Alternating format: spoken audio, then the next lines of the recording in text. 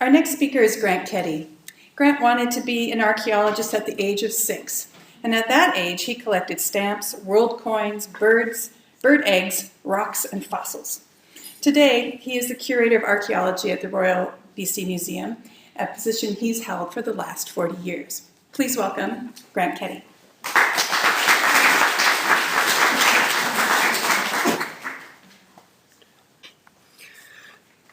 Hello.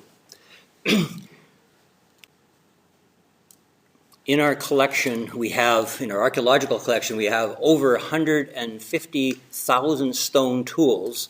And one of the things that we'd like to know is where did all the raw material for making these come from? And this is something that we simply do not know. There have been studies in the past on things like obsidian, volcanic glass, which we know was traded into this area all the way from Glacier Buttes, Oregon, 2,000 to 6,000 years ago. But that represents less than 1% of our collection. What about all this other material? So one of the things that archaeologists are interested in is looking at how various groups of people, such as the language group of the people that lived in this particular area and their relatives, how did they use and change their culture in relation to their environment over time? An important component of that is other people. What are the relationships with other people? And how can we talk about that by examining the evidence from archaeology? So over the last 50 years, I've visited thousands of beaches, inland streams, mountaintops, gathering tons of rocks, which I used in doing public demonstrations. I used to go out to schools and sometimes take 400 pounds of rocks and come back with 3 pounds when I was finished. But I really should have been, way back then, starting to really think about these are sources of material that we need to document, and we can get a special fingerprint out of this material by using things like X-ray fluorescence. We can say this rock here relates to these artifacts in the collection. And this is something that really hasn't been done to hardly at all. So I can go down to a beach like this and spend 3 hours looking at millions of rocks, and in this case I found one that was flakeable. That's why I got a picture taken. And so it's important to document these areas where there is nothing, but then really important to go and find where are the rocks that people used in the past. And we need to collect those and start a collection here. And if we have this collection here, then we can invite graduate students from the various universities to come with their $35,000 machine, which we don't have, and scan our collection. And not only do they get results, but they provide us with information about our collection for no cost. And this is certainly something, when we put this on the website, we can get First Nations and members of the public involved. So if we don't have any stone tools from the Puskapay area, we get a school class organized, we send them samples of what we're looking for, and those kids go out and they collect that stuff, and they make a donation to our collection, which we then fingerprint. So you can see the public involvement of this thing in the future. You don't need a doctorate in archaeology to go collect rocks.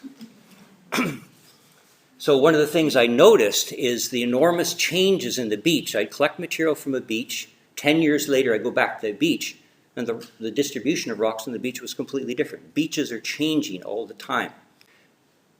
So one of the things that throws a wrench in this is the sea level change. If you were around Victoria between 5,000 and 11,000 years ago, all the beaches, the sea level was lower, so all the beaches you see today, the inlets, Victoria Harbour, Esquimalt Harbour, were all dry land. So where the beaches were in the past has changed. One of the places I visited to look at some ideas is Bowen Island. Last summer, a lot of this stuff I collect on weekends and when I'm on holidays. My wife and I go for these romantic walks down the beach. Oh, look what I found.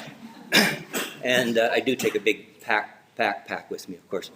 So on Bowen Island, I found a chert source that's part of the bedrock here. But what was over here is some really beautiful basalt for making arrowheads here and inland. So here we have an inland location and a beach location. I have another one on the mainland over here. So are these all the same rocks? Do they have the same fingerprint? Where did they come from? Did the glaciers bring them here? All of this is important in understanding how to interpret where First Nations got the artifacts from the various sites. So this is a typical beach. I'll walk down this beach and I right away recognize that rock as one that's good for making stones. So I smash it in half and I say, La Nirvana, I have the rock that I want. So this is a beach that's 300 meters long, but only in about 50 meters of it do you have all these rocks where you can get flakable material.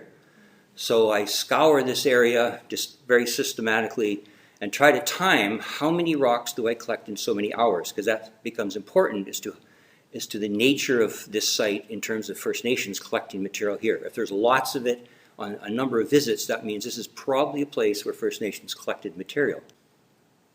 So this is what I collected from that particular beach. A lot of these are broken rocks. There's the one I was holding and the flake I took off it. So in addition to having crystalline volcanic rocks, you also have what they call cryptic crystalline siltstone rocks like this one here.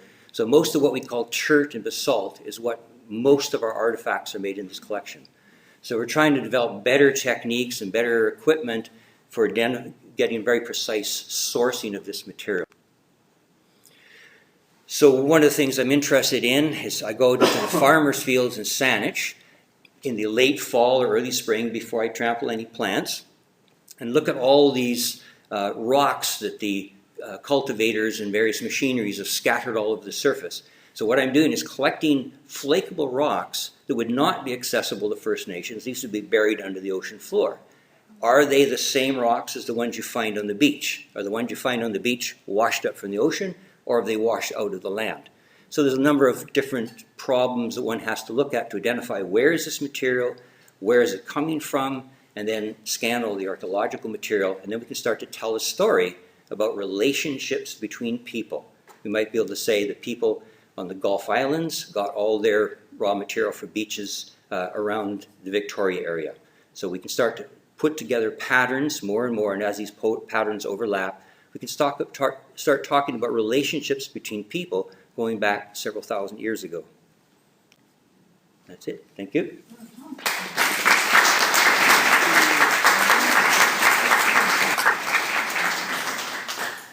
So if you have a young person in your life who's filling up their pockets with rocks, try not to get exasperated. You may have a future archaeologist in your midst.